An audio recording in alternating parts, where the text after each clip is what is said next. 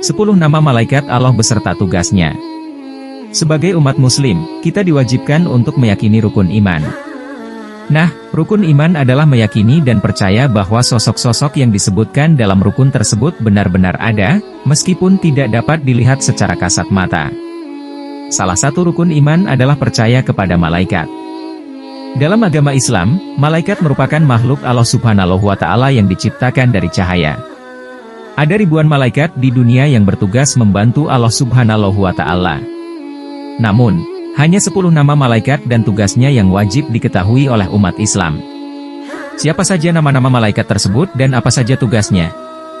Berikut penjelasannya. Pertama, adalah malaikat Jibril. Malaikat Jibril memiliki tugas menyampaikan wahyu dari Allah Subhanahu wa Ta'ala kepada rasul-rasulnya. Pada zaman modern ini sudah tidak ada lagi nabi atau rasul. Sebab, Nabi Muhammad SAW sebagai Rasul terakhir sudah meninggal dunia ribuan tahun silam. Maka dari itu, selain menyampaikan wahyu, tugas malaikat Jibril saat ini adalah meniupkan roh ke dalam janin yang ada di dalam kandungan. Kedua, malaikat Mikail. Malaikat Mikail bertugas memberikan rezeki kepada setiap makhluk hidup di bumi. Semua makhluk hidup, bukan hanya manusia, tetapi hewan, tumbuhan dan lainnya, memang akan mendapatkan rezekinya masing-masing melalui malaikat Mikail. Tak cuma memberikan rezeki, atas izin Allah Subhanahu wa Ta'ala, malaikat Mikail juga bertugas mengatur panas, hujan dan tanaman yang ada di bumi. Ketiga, malaikat Israfil. Malaikat Israfil bertugas menjaga dan meniup sangkakala pada hari kiamat. Sangkakala adalah sejenis trompet sebagai penanda hari kiamat.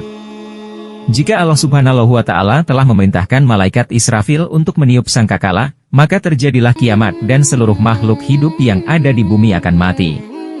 Tak hanya satu kali, Allah Subhanahu wa Ta'ala akan memerintahkan kembali malaikat Israfil untuk meniup sangkakala kedua kalinya.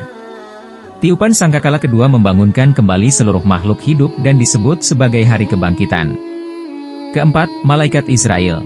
Jika malaikat Jibril bertugas memberikan roh atau nyawa kepada janin, maka tugas malaikat Israel adalah kebalikannya.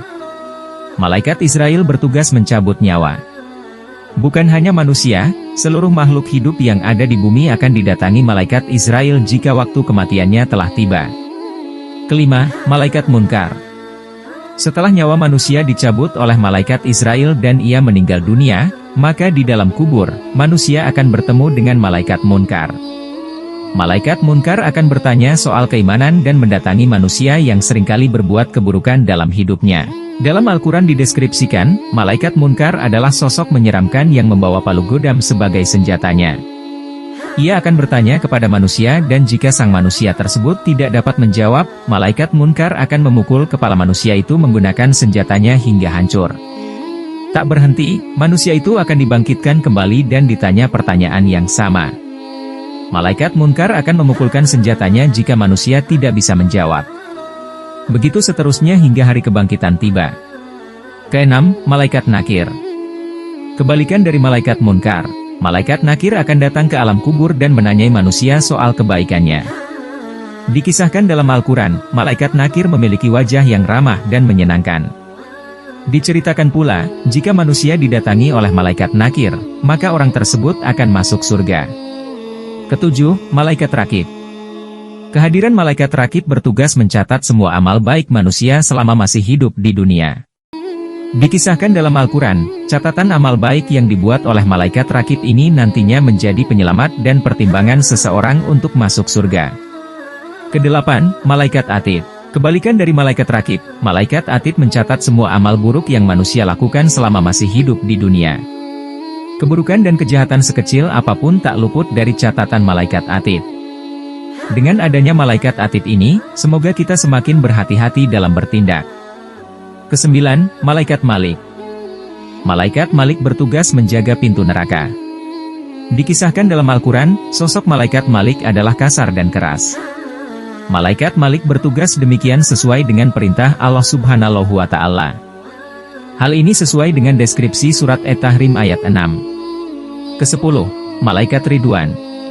Malaikat Ridwan bertugas menjaga pintu surga. Dalam Al-Quran, surga digambarkan sebagai tempat yang indah dan merupakan hadiah bagi mereka yang selalu beriman kepada Allah Subhanahu wa Ta'ala selama hidupnya. Itulah dia 10 nama-nama malaikat dan tugasnya yang diyakini dalam Islam. Semoga bisa menambah keimanan kita terhadap Allah Subhanahu wa Ta'ala.